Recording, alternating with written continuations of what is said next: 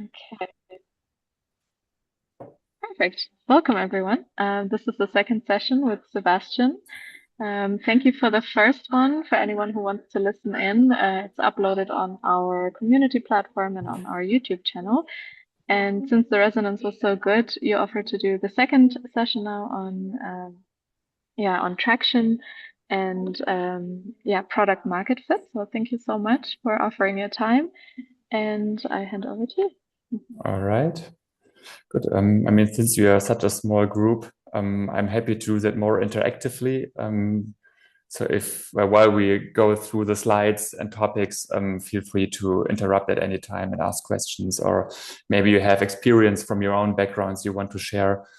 So I would also appreciate that. And let's see if I can share my screen. Okay, do you see it?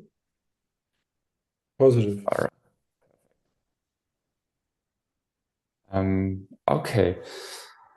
So 3 or 4 weeks ago, we talked about problem solution fit as a very first milestone within the startup process. And to continue, today we're going to talk about product market fit. So while last time was a bit more qualitative, today is going to be a bit more quantitative. But I'll try to bring it across as understandable as possible, although it has a bit more numbers and some bit more of logic thinking. And most of the content, I have to admit, I took from leanfoundry.com. Probably most of you who've been in contact with Lean Startup know the book Running Lean. So kudos to Ash Maria at this point and his excellent work. And I actually met him once years ago at a train-the-trainer workshop in Hamburg as well. So talking about product market fit, we'll basically cover topics like go-to-market, how do we model traction during this phase, and which role does the MVP plays. And to build that bridge, we briefly recap what we talked about last session. So for the problem solution fit, we introduced the Lean Canvas, which maybe most of you have seen in the past. It has different fields for customer segment and problem and solution and the unique value proposition. And the basic takeaway here was that in the beginning, it's nothing but an assembly of assumptions. So everything is very hypothetical. And during this lean startup process, we try to de-risk our business model as quick as possible and have the highest rate of possible learning. And to start with that, the most critical assumptions are usually those concerning customer segments and the problem. So, the overall question, like, do I have a customer with a problem that is worth solving? And as a helpful tool to find that out, we introduced a second tool, which is called customer forces. And this basically describes what's going on in the head of our customers when switching from an established solution to a new one. So the assumption here is that we're having a job we want to do as a customer, reaching point from A to B, or planning a party or doing our tax declaration, and we do it in a certain way. And this certain way has some imperfections or difficulties attached to it that causes pain to us. But it also has some kind of inertia to this old solution because it's our habit. We know it, we know how it works. So that makes us, it's like a gravity field that holds us back in switching to a new solution.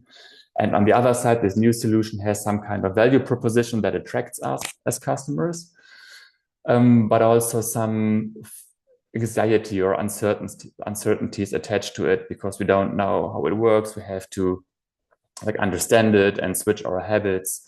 So these are different forces that apply to us when switching from one solution to another one.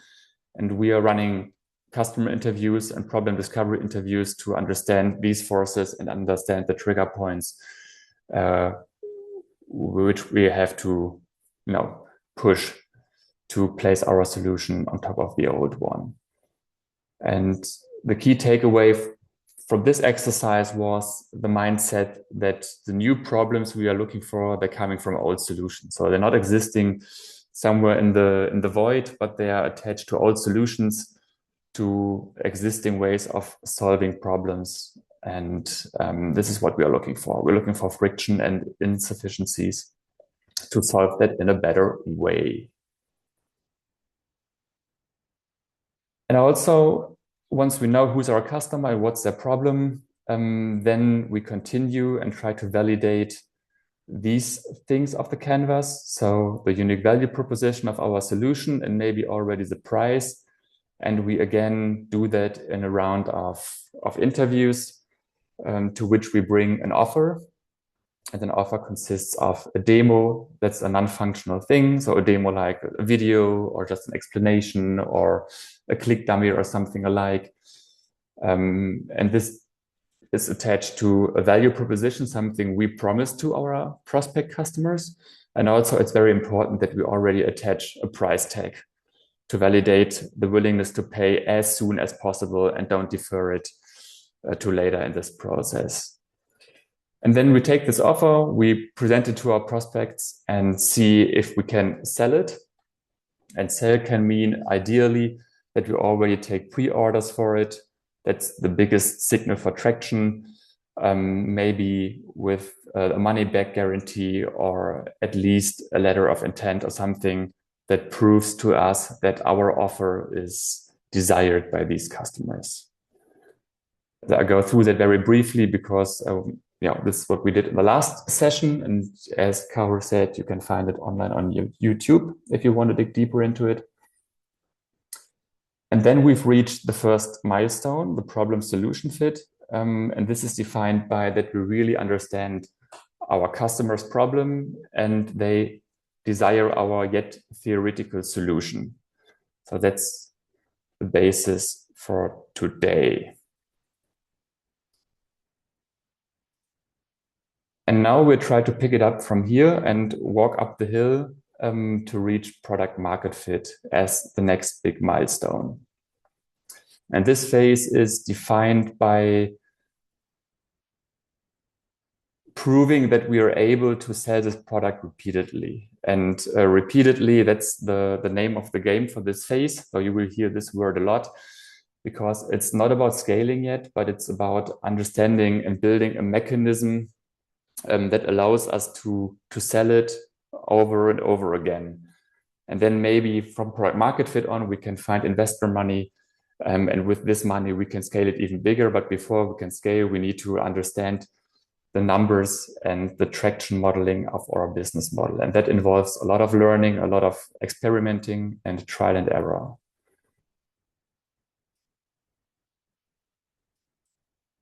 So during this phase, we focus on, as I just said, building a repeatable traction system. So we'll come to that in a minute.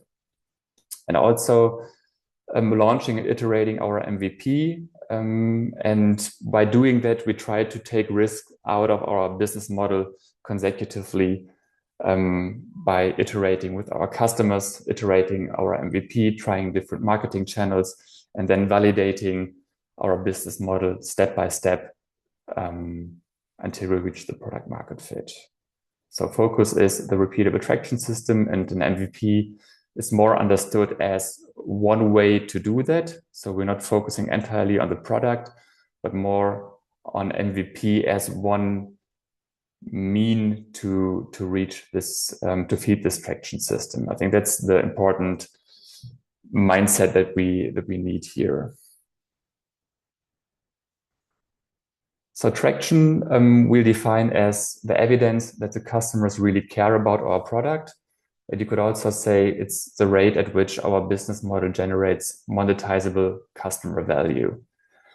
So it can come as in different forms. It can, of course, be a purchase by a customer. It can be someone signing up or activating a paid membership. But monetizable customer value leaves a bit of leeway. So it doesn't have to be necessarily money, but it can also be, in the example of Facebook, that we are gaining attention or impressions from our customers, something that we can turn into into money in the next step. So some kind of monetizable value that we want to gain from our customers. That's traction. And what many founders do is that they now, once they have this problem solution fit and they have the initial signal of interest from the customers, they're starting to lay out a roadmap for their product. So they're planning like first quarter, we launch this feature, and next quarter we launch feature B, and then we launch feature C. And then they're super product focused. And the lean startup methodology takes a different approach because the product is something very output oriented, because we're building a product, but the product, we not build it just to have a product, but we want to create some value with it. So you want to satisfy the customer, which is a more outcome oriented perspective. So we advocate that we don't use a product roadmap in this phase, but a traction roadmap instead, and to make that the predominant principle for our phase. And the traction roadmap can be something like this. Of course, it's very textbook-like, this hockey stick curve. You've seen a lot. And this 10x factor, I know it can seem intimidating because you might think, well, this 10x is just for the Silicon Valley startups, like those with the big money and the venture capital in the back. So these are going for the hockey stick, and maybe not all of us founders have to take this approach. But there is another aspect attached to it, and that is, if you look at 10x, it's very steep in the back, but it's also very flat in the beginning.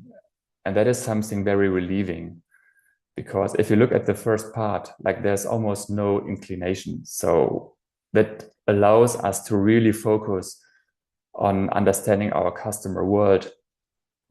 Because if it was a linear slope, then we would have to like sell our solution from day one. We would have to jump right into marketing and sales, and would not take maybe the time to really understand our customer's world. And by applying this 10x, we can do so. So we can take it a bit easy in the beginning and say in the first phase, we don't have to sell nothing. We can only focus on our customers and their aspirations. And even in the very second phase we're talking about today, it's still a moderate slope. So there is some marketing and sales happening in this phase, but it's actually more about learning. It's more about learning how our traction system works, which sales and marketing approaches work, how we can achieve customer retention, how we can satisfy our customers. So even in this phase, we don't have to put like huge marketing budget, because that comes after product market fit. And I think that's as I said, relieving part of the 10x game, although it sounds super intimidating, because then, like in the end it goes and you think, okay, that's maybe very challenging. But once you've mastered this first two phases, then this one becomes much easier. So the main takeaway here is repeatability before scalability. Like give yourself the time to find a repeatable mechanism here, and only then think in terms of scaling. And to put that into practice, what you can do, if we say we are right here, though we are lingering around problem solution fit, you could make a 3-year planning ahead. And then say 3 years from now, like what is my minimum success criteria for a successful business? And that depends a lot on your personal goal and also on the price model. And what do I mean by that? So if you, for example, if you're a self-employed founder and you're not looking into building a huge venture capital backed business, but maybe just something that gives you the freedom to work independently, then maybe all you need is $100,000 per year. Is my internet connection still good? Because I have because it's very slow on my end. Okay, but if you understand me, I'm happy. Um, if you aspire to have a small team, maybe go bootstrapping, that maybe this what you need is $1 million revenue per year in 3 years. And if you go for a really like VC-backed business case, and maybe you even need 10 million. So it depends a lot on your business model and your country, of course, but the overall idea is to like give yourself a few thoughts to think, what kind of business do I want to build and where do I want to be 3 years from now? And from there, you can break it down into 2 years. Um, so has saying you need 1,000 customers for your case in 3 years, then you divide it by 10. And after 2 years, there would only be 100 customers. And this is usually where we would locate the product market fit, like at the inflection point of the curve before it really goes deep, like 2 years, again, depending on the business model and your product, but it's usually a good guess to place product market fit. And then, of course, if you go 1 year earlier, you would only need 10 customers. That's a very practical way to do attraction planning.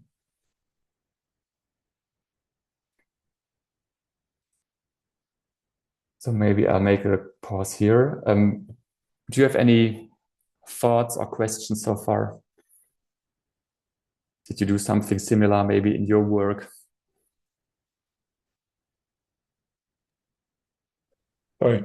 I found it interesting how you define traction, because if you can kind of like go to your definition of that again, because for Mm-hmm. us, when we are in that business as well, traction is really already monetary. And you talk about traction as it generates customer value rather than kind of like generate revenue. Or how do you see that? Do you think it's the same? I think it has to be monetizable. It's maybe it's a bit of an academic expression, saying maybe if you have a two-sided business model, like Facebook, for example, then generating impressions with your users is already a monetizable customer value. Okay, right, yeah. Yes. But then you would generate the money in the next step. And also, if you only look at revenue, that's the very last thing that happens in traction. So maybe it's also smart to look a bit before and see like how many people sign up, like how many people activate the membership. So I think you can measure traction at different um, time points of the customer journey. Yeah, yeah, but also there we make the division, because we talk actually something, where you say it's maybe not quite the MVP. We talk about prototyping, so there's prototyping and prototyping, which Mm. is really like an expression of, and that's by the way what I really like, that you talk about the offer, not only the idea or the product or whatever you're bringing across, but really the offer, which has much more than the functionality. It really has also the price, the positioning and everything around it, how you communicate. That's really the offer as a whole. And you test Mm. that and not only one element, which is like maybe the function or like how it looks like. Um, so around the offer, the prototype where you represent the offer, maybe just in a communication piece, like a web page or anything that you use as a channel, and see how many people you can sign up. But for our startups, if they do that, that's what we definitely want to see, that people have interest and show interest. But we even put that in the earlier phase to establish problem solution fit.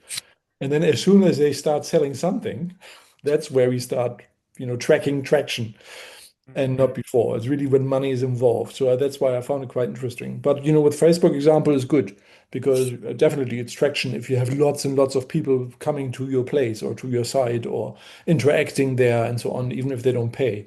Only that the model Yeah, becomes more rare. That's the question. And also yeah. that's there are not many VCs in these days that are backing this. That's why I found it Mm. interesting. But cool. Thank Yeah, you. but I agree. It's connected to revenue. Mm. This is just a more broad academic term to put it, I guess. Yeah. But what I also like as the idea is actually to really do a traction roadmap next to the product roadmap, because most startups don't plan, how they get to traction. They just plan with the idea at their center and plan everything around that, but they don't Mm. make a dedicated plan. How do I get there?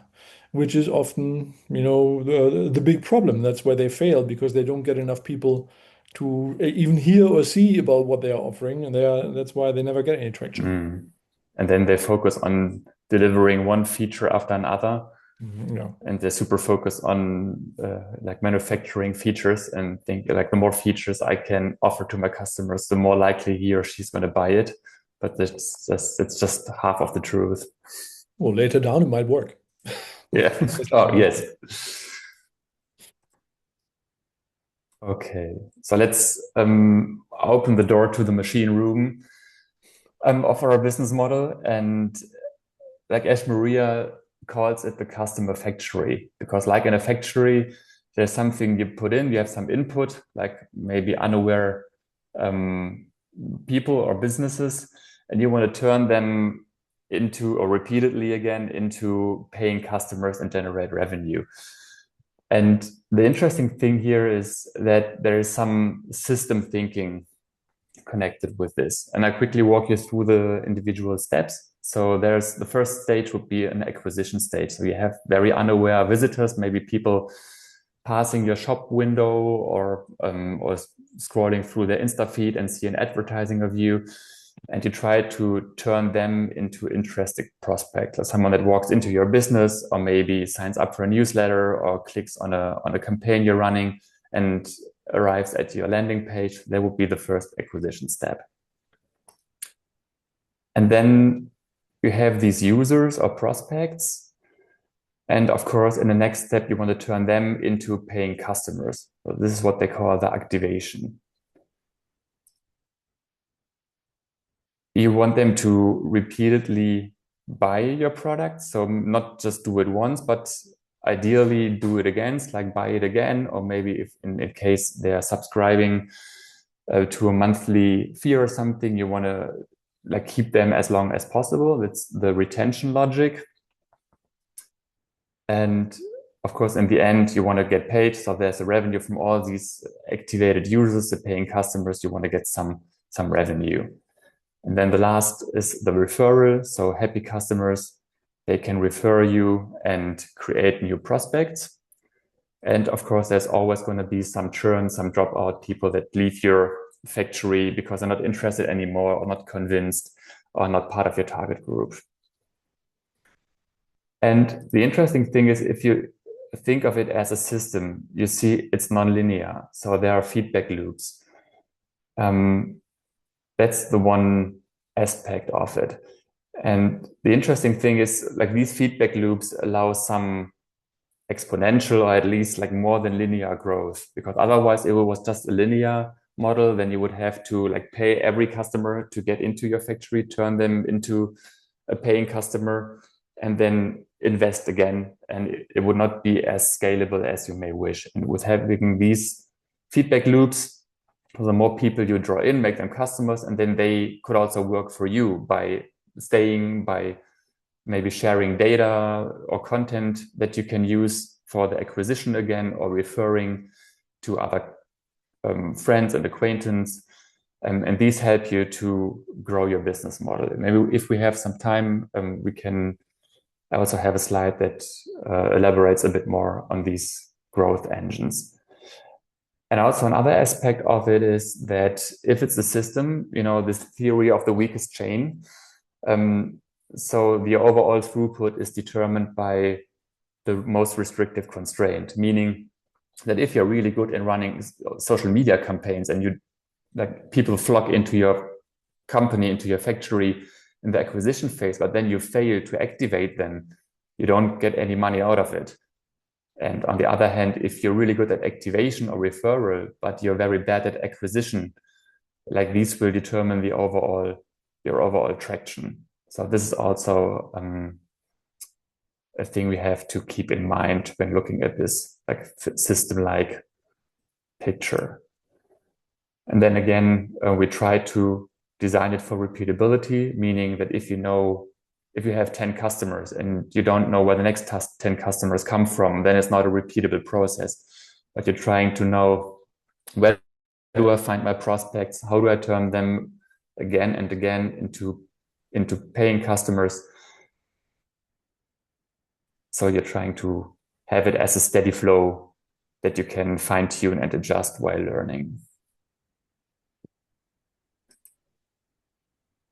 So as an example, I picked a dating app. I don't know if we all have used one, but I thought it's a very understandable product. Let's play it through with this example. So you could, at the very beginning, run this customer factory in batches, for example, for better learning. Or at a later stage, you could also look at it at a time scale. You could say, for example, regard the numbers per month or per year or whatever sounds suitable for you. But now we would, for this example, stay with the batch approach. So we could, lay out an Insta campaign that yields 10,000 impressions. And from these 10,000 impressions, if we have a conversion rate of 1%, then maybe 100 people download our app and become users. And then if maybe 10% of these users are then subscribed to a plan, these 10 become the paying customers. And the usual customer lifetime for a dating app would be 3 months. So you could staying for 3 months, they would buy it repeatedly 3 times in this logic. And also they might refer to their friends, their single friends, and to 2 of them, here, look at this app, maybe try it out. And they would also become prospects through this referral loop. And the usual subscription fee would be $10 per month for a dating app. So having 10 customers staying for 3 months, paying $10 per month would yield us $300.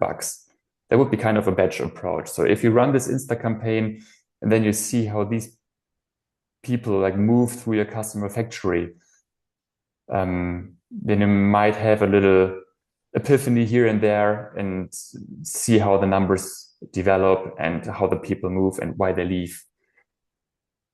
And as a very practical tip, you can very well use ChatGPT or any other LLM for this, at least for the initial assumptions of the numbers. For example, if you want to know the customer lifetime of a dating app or whatever product you have, you can simply ask ChatGPT and he will give you at least a first estimation to make you start with.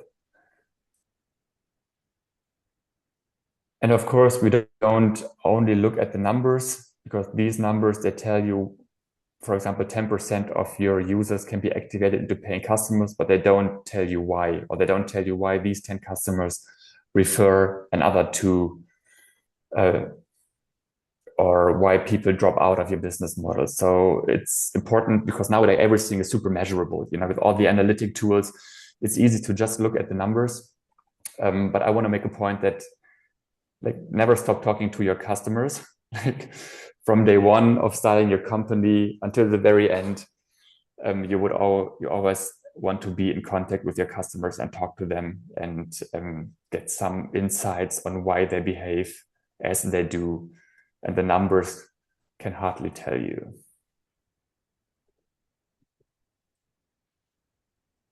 And during our product market fit stage, we are focusing on it's called here happy customer loop.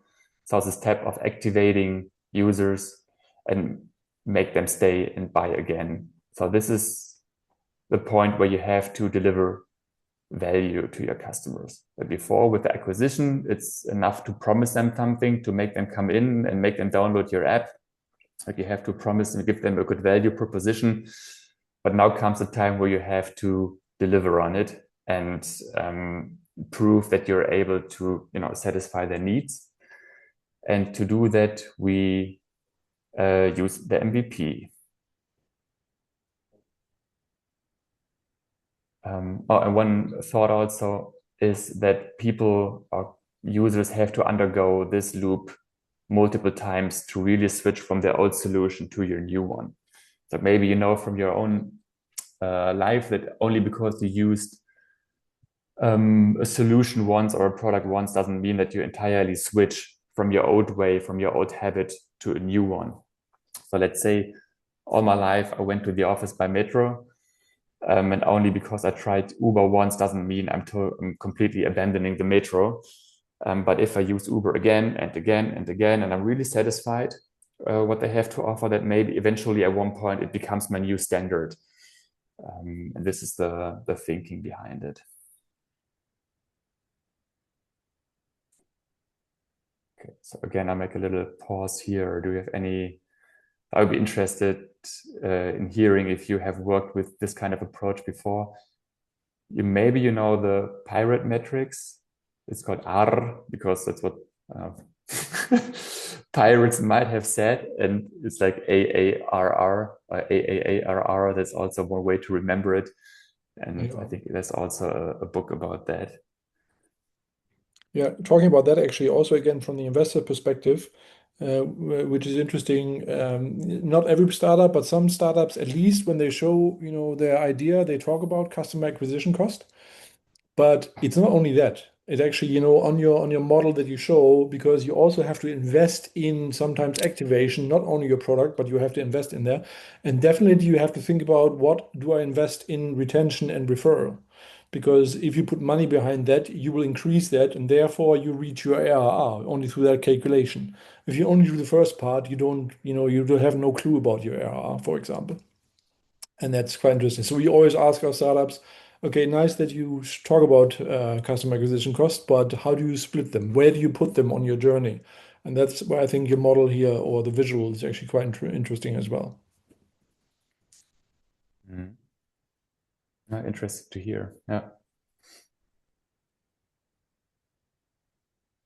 So do you feel that many of your startups have to be like pushed in that way, or do they usually come with an understanding of acquisition versus referral and have an idea of where their growth No, because engine normally, is? the teams, they are technical, so they start very technical. They don't have a person that also thinks about that. And like what we talked about earlier, they're very product centric and product focused. And that's why they just think about, okay, if we have the product, then we have to sell it. And when it's sold, that's it. We work on the product again. But there's more, than just, getting people there and also getting people to buy it. But then you can do much more in order to increase the lifetime value of every customer that you're winning because the cost is going down, right? If you do that properly, and as you said, if some customer use your product several times, you don't have any more costs. They just buy. So you only have gains from that. But in the beginning, you have cost. And whenever a customer leaves again, you have higher cost to win the next one. And that's what they not think about. So we have to push them a lot, actually. Interesting. And it depends on your product type, right? So, Sure, I mean, absolutely. if you, for example, sell vacuum cleaners, I would assume that the retention loop is not so important for you because people buy the vacuum cleaner and then they might look for a new one 5 years later. So the Absolutely. retention is maybe not your field of focus. But if you, for example, if you have a social network, then like the referral, this is where the magic happens. Like, for example, I'm not on Instagram, but every time someone shares content with me, like I get a little notification that I'm supposed to download the app because someone trying to share content with me and drag me, like refer me and drag me into this product. So for these platforms, like the referral loop is super strong and probably the backbone of their growth. So there's different Yeah, product types that focus on different growth loops. Yeah, but how many new ideas are around vacuum cleaners? So most of the ideas and everything that we see is either SaaS or now an AI or software related, where retention is very important. Because True. if you even want to sustain yourself in the marketplace, you have to have an offer where you can cancel on a monthly basis and you can't lock them into 2 years anymore. So retention is a big topic because people can just switch so easily. And if you don't retain them, it's just getting more and more expensive. True. Yeah.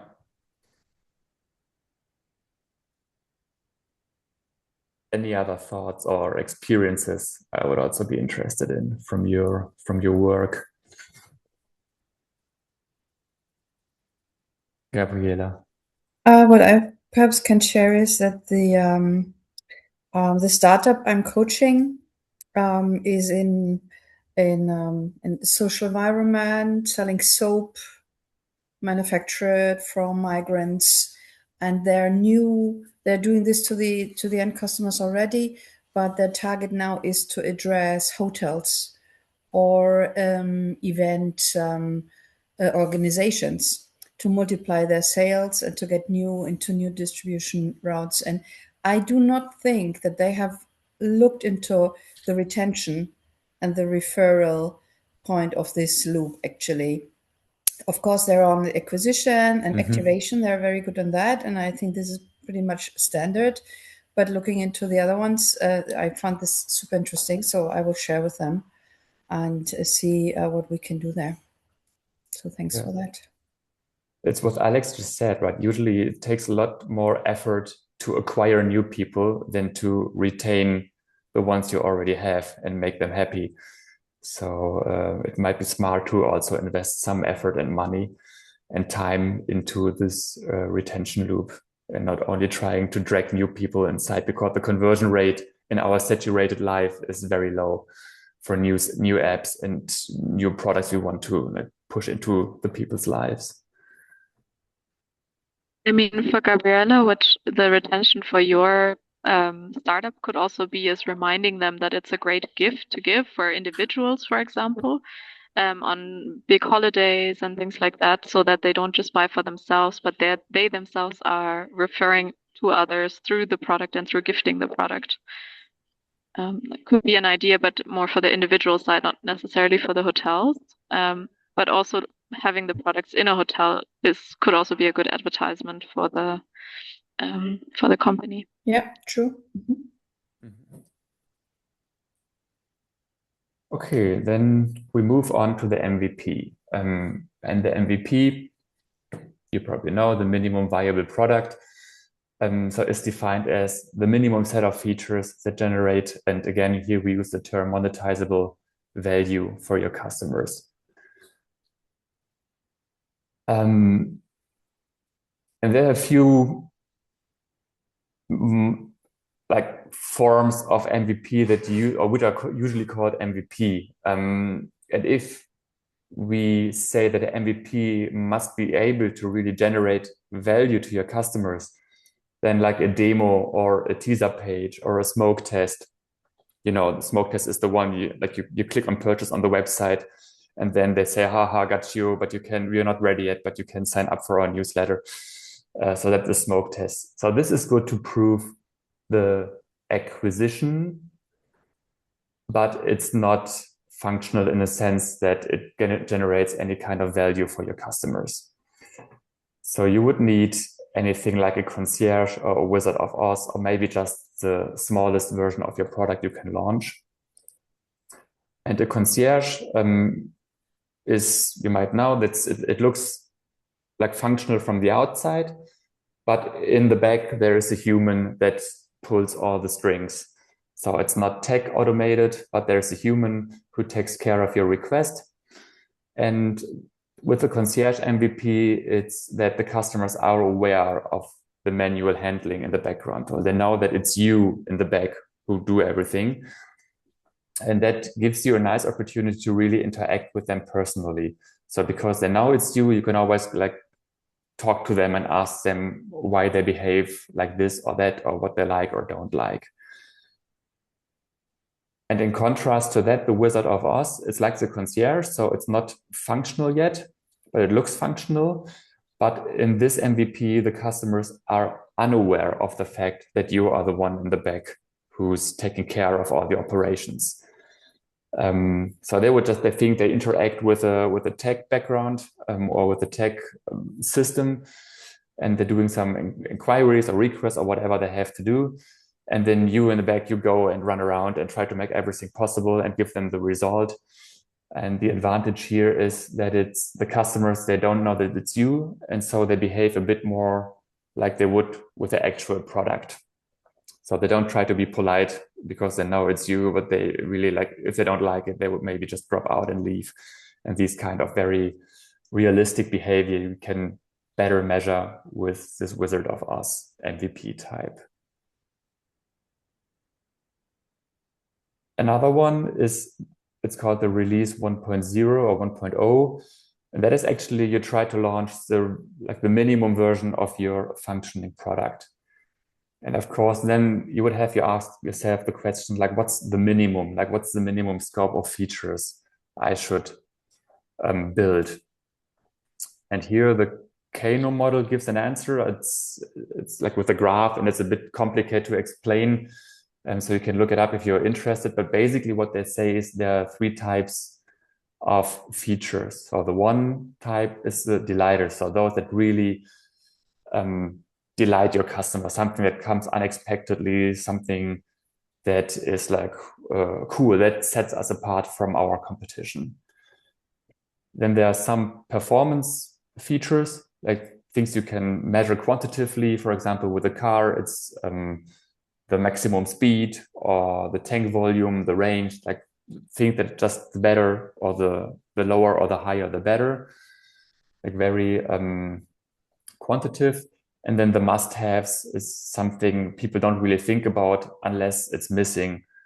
Like for a car, for example, if it doesn't have a brake, then you probably wouldn't buy it. But otherwise, you never think of brakes in the car or the windshield or something like this. You just assume it's there and it works. But it's nothing that makes your customers happy as long as it's present. So what you could do to set the scope of your MVP, you can pick the 1 or 2 delighter features. So those you're trying to express in your unique value proposition, something that makes your product different from all the other competitors in the market, something your users or customers maybe do not expect and then are flashed and said like, okay, wow, cool. That's like, I never saw a dating app that sets up automatically dates for me and suggests AI-based suggests a location for a date, for example, to stay in our dating app metaphor. And then you try to make them measurable, of course, because over time, when people get used to the delighters, they take them as granted and it desays to a performance feature. So you're trying to make that, to couple it to a performance metric. And then select the smallest scope of must-have features for your product. And this is usually the hardest part because like you would always find someone who argues like this is must-have, no, this is a must-have, and the customer says, no, for me, this is a must-have. So it's easy to that like this segment of features becomes bigger and bigger and bigger. So really try to narrow it down and make it, keep it very small. And if possible, don't build it yourself. Like, for example, there are payment providers or there's, I don't know, depending on your product, maybe other things you can just plug in ready to use. So don't try to spend a lot of time on developing these must-haves, at least for the MVP. Try to use them externally. So the basic principle with its very first version of your product would be like maximizing on your product's unique value proposition. That's the delighters, like something that really makes your solution different from the other ones existing, and trying to like keep your set of features as small as possible.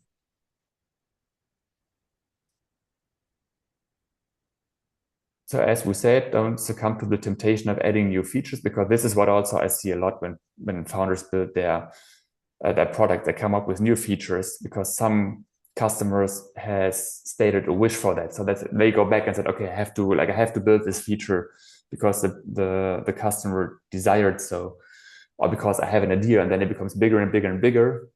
And what happens is that these founders get distracted from the uniqueness of their value proposition, because then they start building things and maybe they forgot what they promised earlier, what makes them unique in the market. And also only because customers wish for something, it doesn't mean that they will necessarily use these features in the future. So, maybe it's just, I could do this or this or this or this. And then once they have it, maybe it's not so important after all for the job to be done.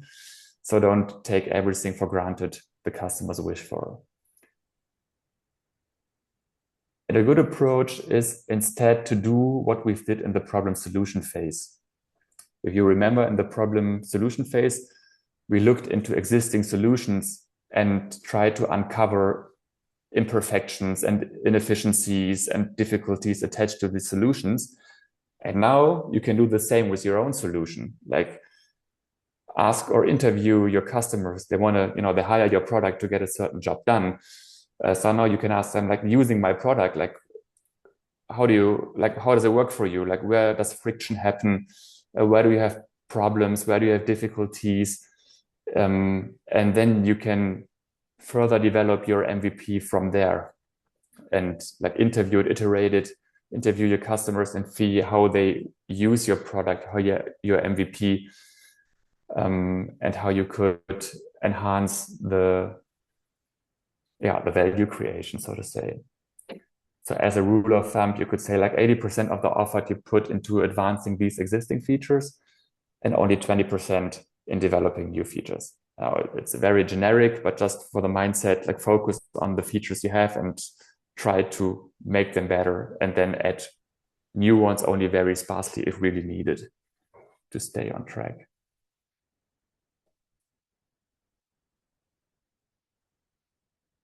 And as a last slide for today, so how do you plan your progress or your work? We said that maybe if you're looking for product market fit within 2 years, what you can do is you can cut it down into 90-day cycles. So like 3 months, that gives you a lot of time to focus on certain aspects of your product. But again, it's only like 8 periods or something until the product market fit. So you really have to stay focused all the time. And for each 3-month rhythm, you could set yourself a traction goal, like a traction number you want to achieve by the end of this quarter, and then look at your customer factory and see like what's the most restrictive constraint, and then focus on this, like put it into a goal, and then run small experiments, like 2 or 3 week experiments to try to overcome these constraints. And if these experiments are successful, then you level up your game. And if it fails, then you really try to understand, like, why could I not reach my goal in this little experiment? So for these experiments, you could formulate like falsifiable hypotheses. So for example, if you find that in your business model, your biggest constraint is the acquisition. So you fail, or you have difficulties to draw the people's attention, then one hypothesis could be a paid LinkedIn post will drive 50 signups in a week. That's something you're trying to achieve. And then you try it out. And if it works, maybe next time you try 100. And if it doesn't work, then you probe into these and see, okay, where do I fail? What's my misassumption? Maybe what do I have to readjust to reach this traction goal again? That's something you see, the iterative character of the work here. Yeah. Okay, having a few minutes left. We talked about the traction roadmap, about the customer factory, the MVP, and also some aspects of progress planning. And we have a few minutes left for any comments or questions you might have.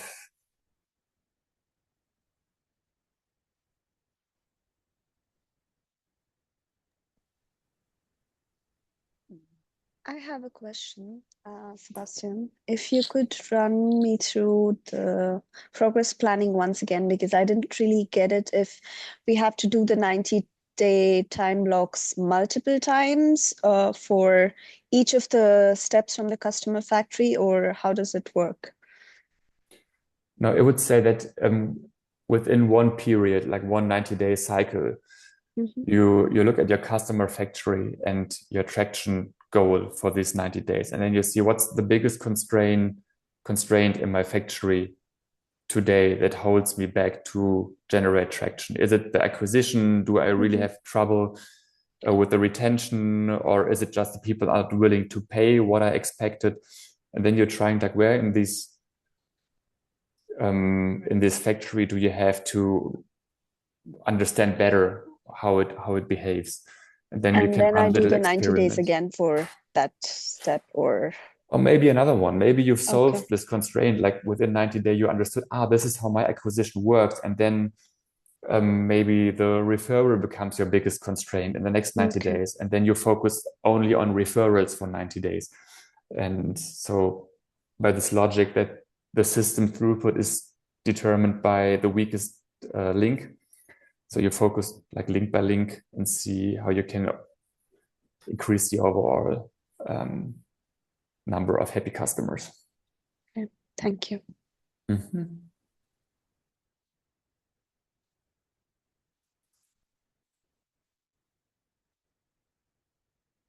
So what about the rest? Tim, Silvana, Ulilani, was there something you could need in your all-day life, or very far off from your reality?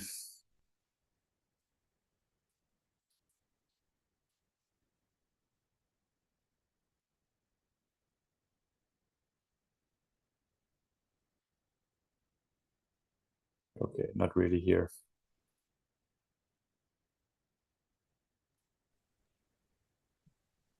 Again, part of the call, but not visible, not hearable. Love it. We take issues. Yeah. Well, for me, definitely thank you. You know, there were 2 or 3 very interesting things that I will also use in the future, especially in visualization. So great. Thank you. Yeah, Okay. same here. It's glad to hear. Yeah, thanks for the overview. Yeah, from my side, thanks very much. Very insightful sort of structure on how to understand the development of the process. So getting the ideas into practical solutions.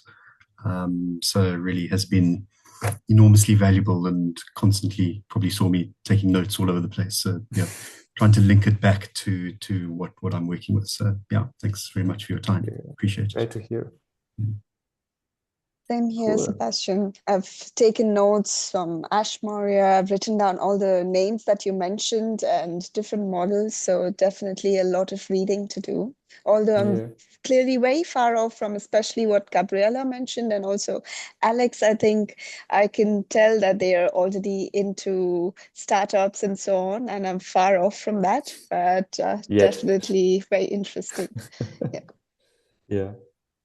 Yeah, If you want- sorry, I don't manage to turn on my camera, but I'm in the same position as Anjana. I'm only in the very first steps of planning a startup, so it's a bit abstract still. And thank you for all the hints you gave me. Yeah. Yes. But maybe at a later stage, you will remember a little bit. Exactly, that's what the plan is. Thank you so much, Sebastian. Okay, you're welcome. Yeah, thank you Okay. so much. And we'll upload the recording on our community platform and on our YouTube as well. So if at any point, Gisela, you're ready and you want to remind yourself of what was said today, then you can just watch the recording again. Thank you so much, Sebastian, for your time, for your effort. And yeah, thanks everyone for joining in, for the questions and comments and active participation. It was good to see you all again. Thank you, guys. Okay. Good See you week. soon, Bye-bye. hopefully. Bye-bye. Bye.